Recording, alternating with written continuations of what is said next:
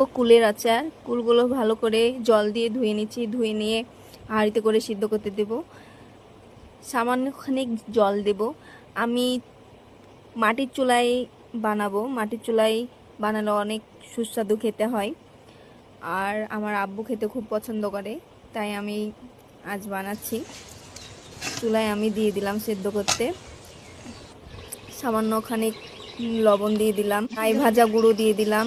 আমি আগেই ভেজে সব গুঁড়ো করে রেখে দিয়েছিলাম।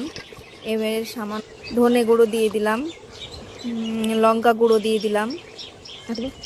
ভালোভাবে এবার নেড়ে নিব।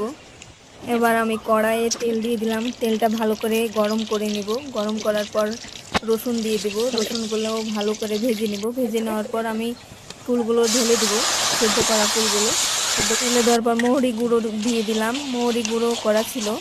এরপর দিয়ে দিলাম জিরে গুঁড়ো।